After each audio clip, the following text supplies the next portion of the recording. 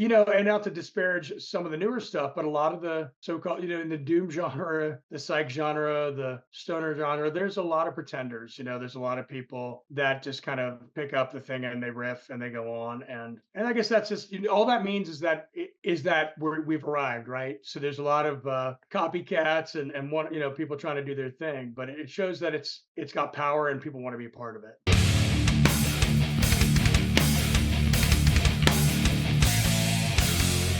Technology is not your friend, but you know who is my friend? Karl Agell of the many, many, many, many, many This stoner guy. rock and heavy metal bands. How are you doing, friend? I'm doing great, man. I'm doing way better now, man. Oh, so good to see you after a spell. Yeah. We've talked a few times over the years, not in a while. Today's interview is going to focus on your new project, Legions of Doom. I got into some trouble just recently on an interview at the channel with another frequent guest of mine, which is John Bush of formerly of Anthrax and Armored Saint, and he has a new group, Category 7, that is a supergroup. And he was like, "Oh, I don't like the term supergroup." And I'm like, "But when a bunch of name guys get together in a genre of any kind of music, Right. we are journalists, and we have little lizard brains, pea brains, and we have to just go with the thing we know. And the thing we know is the word supergroup. And so your new project, Legions of Doom, I got my fucking cape, man. I'm ready. you are a hero and a superhero vocally in a lot of ways, but this is a very special project because it's not just like a bunch of dudes getting together for any other reason. It's brothers, it's a brotherhood, it's people or have worked with, and also it's for a very special purpose. It's to pay tribute, right? So let's just start. Let's jump in, jokes aside, right there, to a little more of the seriousness of this. This came together, it would be great if we could all be immortal and live forever, but we lost one of our rock soldiers, and you guys came together because of that. Well, we've all lost too many people, friends, family, and this particular case with Eric really, really hurt. From my perspective, I can tell my story if that's okay. I'll jump right in and say I had a band. I have a band still called Lie Heavy in Raleigh, North Carolina, that I love and I'm really proud of. And we do our thing. And our first show was going to be opening up for the Skull and the Obsessed in this is a 21, right? 2021, a fucked up year, obviously, for so many reasons. One of them being this brutal virus that was going around, taking its toll. And so our first show, we were like super stoked. We are like, oh my god, what, it couldn't be better. Opening up for hanging out with Ron and Wino and all those dudes doing our thing. And then all of a sudden, they didn't show up, and we just played a killer show with the Obsessed, and like, fuck, what's going on with the Skull? And then obviously things unfolded, and long story short, Eric passed away on that very tour, and it was absolutely heartbreaking. I'd had the great honor of hanging with Trouble back in the day. I'd known Ron for over 3 decades, brother from another mother, and CSC used to park our tour bus in front of Ron's house. I remember, for 2 days when we had some time off on the Maiden tour in 1992, we were there just hanging with those guys, getting drunk and jamming and, having a blast, and then our paths crossed so many times, I remember one time being invited up to sing Helter Skelter with Eric, by Eric, when they were up there for Danzig, and it was like 1990, 91, something like that. And just being blown away, just grateful and in awe of that just amazing voice and talent. And I'm going to ramble forward here and just say that, so after that show, things went really quiet in the Skull camp for obvious reasons. And Ron sent me a text saying, "Hey, are you up for having a chat about this?" Is 9 months later. And I said, "Well, of course, anything you want to talk about, I'll talk about." And he called me up and he's like, "Hey, we want to do a tribute show. Do you think you'd be up for singing Eric's part and doing some Skull stuff and whatever?" And I was like, I teared up. I was kind of completely blown away that I'd even be considered. And I was like, yes, I'll do it. Slightly effing terrifying, canoe-sized shoes. And it still feels that way. And so, I did the benefit in front of, his kids, his family, ex-wife, girlfriend, long-time Chicago fans. And I fear the worst, but they wrapped their arms around me and invited me in, and it was warm and inviting and cool, and the same great vibe. The reason we love that band and their fans and the whole genre. And they said, let's keep doing it. And we did another one, and then they said, let's go to Europe, and it just kind of felt right, you know. You know, I was ready to not do it, but it just was super damn cool. And that's brought us to this point, and I can stop rambling if you want to ask another question. But ramble on, bro. Ramble on. The time is now. I'm just super stoked to be a part of it and to be considered. You know, I feel like, you know, I'm not worthy. I'm not worthy. You know? So, but and I was, you know, going to Europe in front of the German fans, especially. You know, they will tell you with zero filter, like you know, that if they're not into you, they're not going to dress it up. You know, they're going to be like, you know, you are no good. You're not like him. You know, like or sorry, horrible. I love my German friends. No, they were just like, this is fantastic. Eric is smiling. You know, like that. You know, that kind of thing. And I was just like, oh my god, thank you. You know, so that's been the vibe the whole time. Is positive, uplifting, just you know, going forward, paying respect, and not only to him but to other friends that have passed. You know, we take that on and we kind of sing their praises and we remember them. And I know I'm sounding like a cheese ball right now, but I'm very very happy to be doing this, and it's led us to this moment, this transitional moment of the skull figuring out what the skull is going to do, and morphing into this other thing called Legions of Doom. Right, and listen. Yeah, you can. Yeah, I would. Yeah, I know, it's all good. You ramble all you want. This is for you also, and you know, so many things to jump off on. By the way, my many German and Dutch friends will let you know when they're happy with you. They're direct. They will let you know. Yeah, and it's nations on the spectrum, and that's maybe no chill. Yeah, I like to think of. Yeah, I like to think of it as well, we're all kind of on the spectrum now after the pandemic, but like I feel like there's no chill. There's no chill. They're just let you hey, let's be straight. That sucked. Okay, cool. Saves a lot of fucking time. Saves a lot of fucking time. Most of my negative comments on YouTube come from Germany. No shit. But I love y'all. I love y'all so much. And Eric, man, like Eric Wagner, his name is gonna last forever.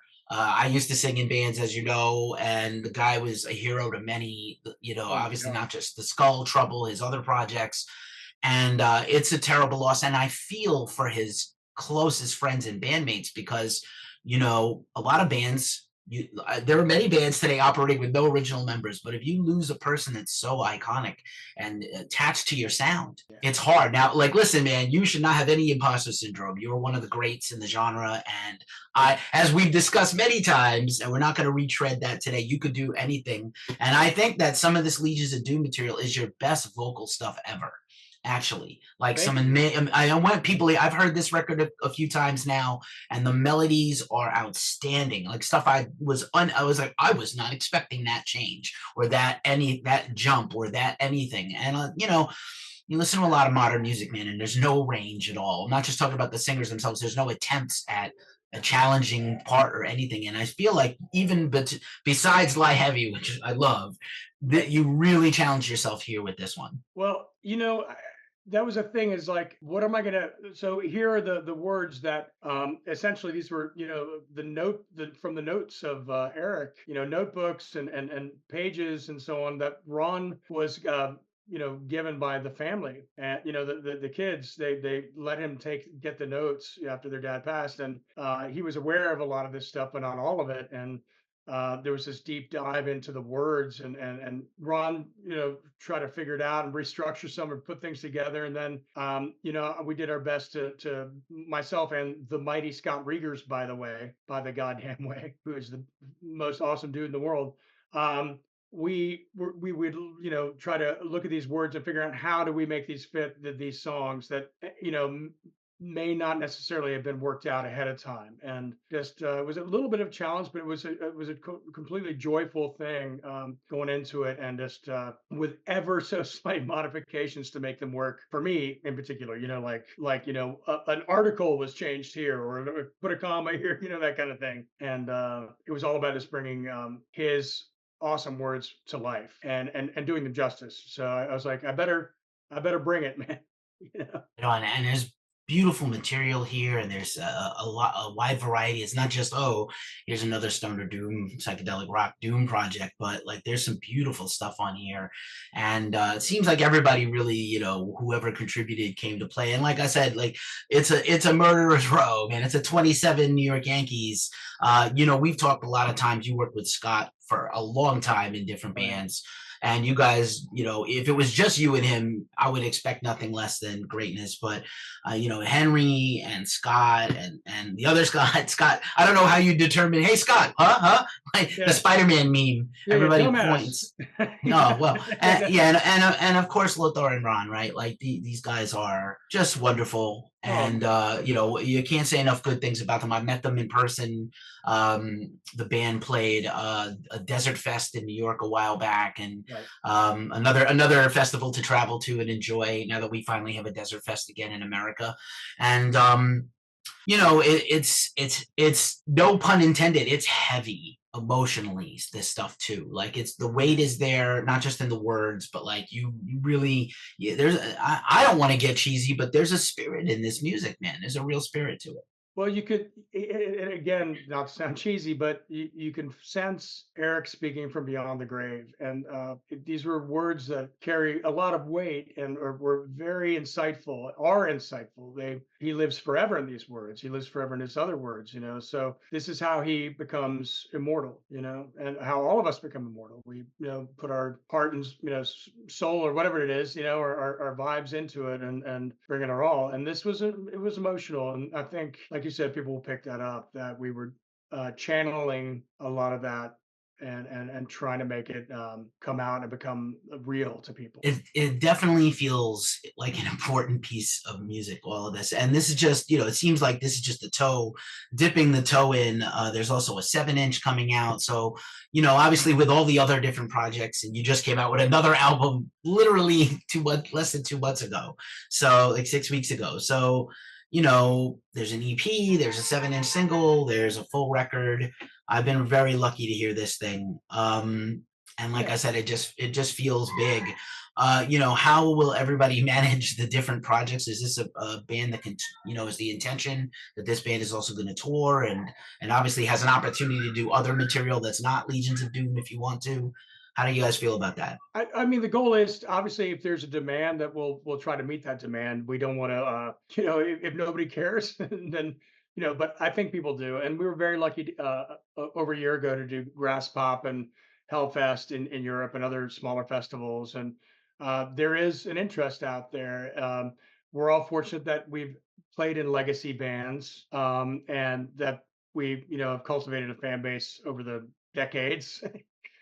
So people are curious, and that's in our favor, obviously. But the goal is just to, make a good, really good music and to kind of pay tribute to where this all comes from, and not to disparage some of the newer stuff, but a lot of the so-called, in the doom genre, the psych genre, the stoner genre, there's a lot of pretenders. There's a lot of people that just kind of pick up the thing and they riff and they go on, and I guess that's just, all that means is that we've arrived, right? So there's a lot of copycats and one, people trying to do their thing, but it shows that it's got power and people want to be a part of it. So I feel like we toot our horns, but we do it really well. We have been doing it for a long time in all our various bands, and we bring it together, and I think it's a viable thing, and people should want to go see it because it's not going to be around forever.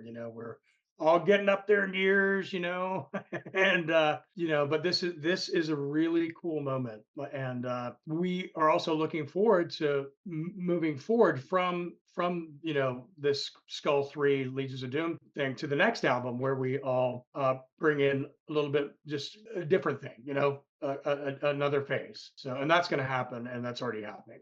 So Killer. I love hearing it. I love hearing it. And I believe you guys will be at the Desert Fest pre-party this year. I just literally realized that. And Widowmaker Brewing with a bunch of our homies in Boston, right in my old area. I used to live right in that area, not too far from Braintree, Mass, where Widowmaker is. So I've heard very cool things about it. And Ripple Fest now in Austin. So just so many cool things. Yeah.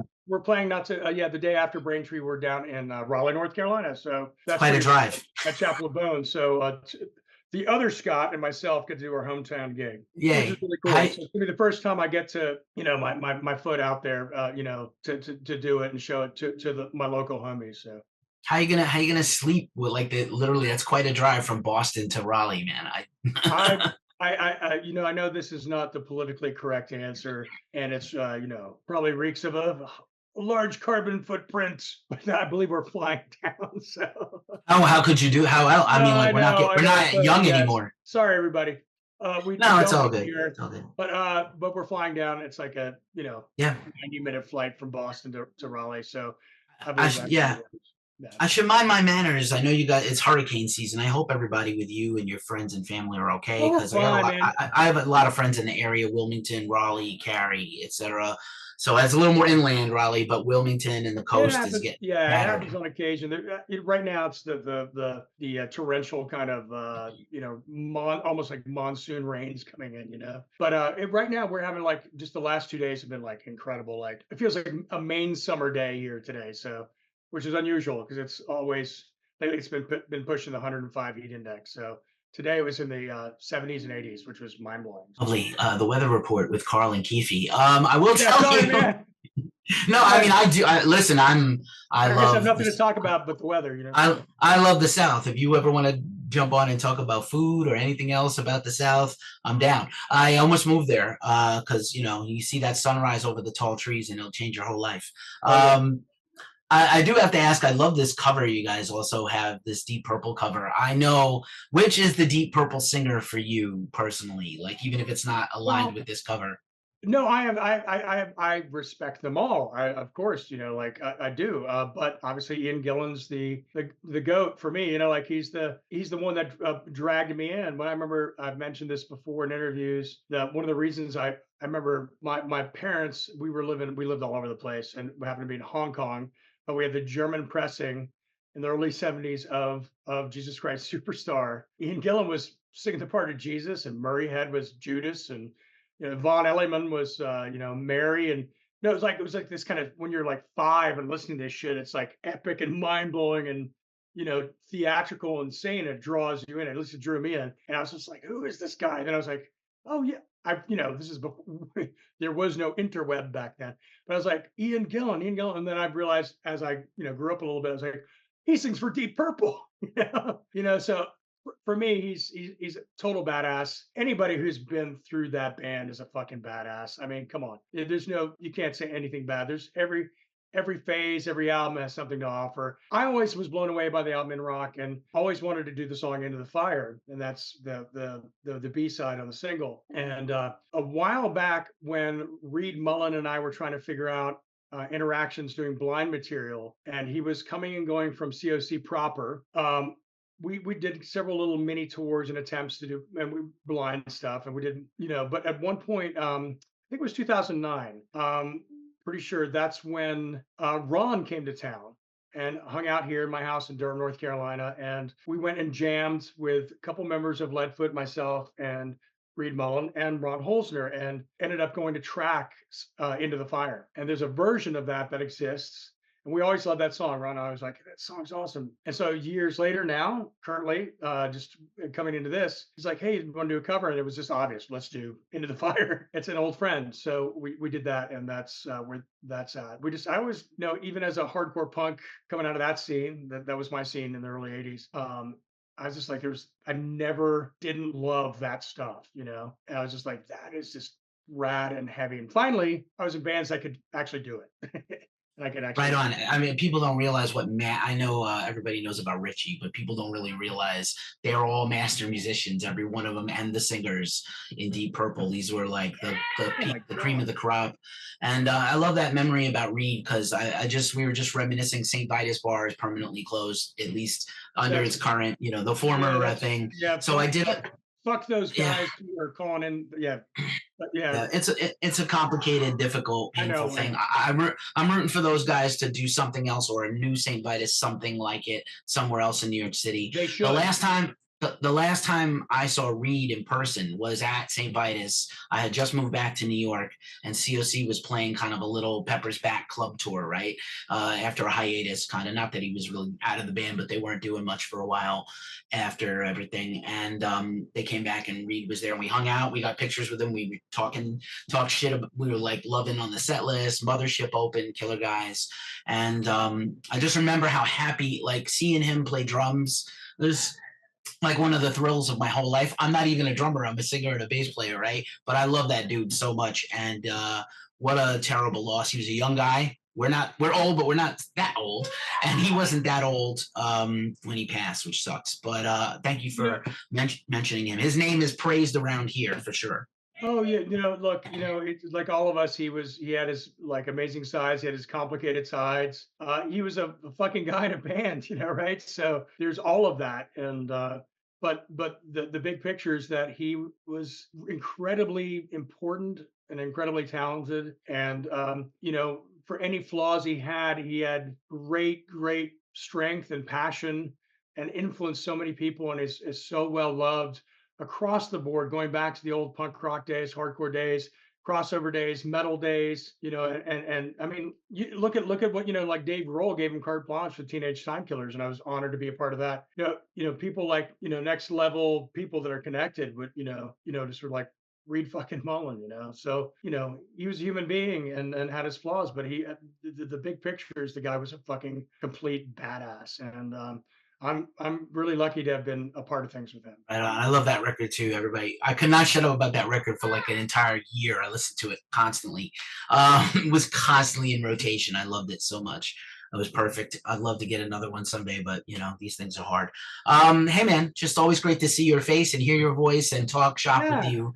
And much luck with Legions of Doom and Lie Heavy and anything else you want to do. I'd love to chop it up with you again sometime soon. And I will certainly see you in person, and we can have a coffee or a beer or whatever. I'll see you at one of these things. We will probably be covering many of these things you will be at, but for sure, one of these days, if I get back east or you get out to the West Coast where I'm personally located, we'll do it up in person. It'd mean a lot to me. Oh, fuck yeah. Hey, listen, I'm just going to throw in this one more thing. I got Dan Lorenzo would kill me if I didn't mention Patriarchs in Black with him and Johnny Kelly. Yep. So I just want to mention that. Just check that out too, please. Yeah, I'll link it in the description. It's a very underrated project. And Dan, I'm from New York, so Dan's the East Coast. Who the fuck he is. Northeast guy, Hades, and all of that, and Johnny, of course, needs no introduction on this channel because we are ridiculous typo fans and Johnny fans and whatever, all the things that I don't even know how that guy has time for rest or to eat because he's so busy and he's so good. Karl, man, just once again, thank you so much for everything. Thank you for letting me ramble, bro. Yo, ramble on, bro. That's my favorite Zeppelin song and a good way to go out. Peace out, bro. Thanks so much. Thank you so much, Keith. See, I know we're not British. We can do the double fingers. We can do the peace and not the. It's not fuck you. It's peace. Fuck off. Yeah, fuck off. All right. I'll see you soon. Thank you very much.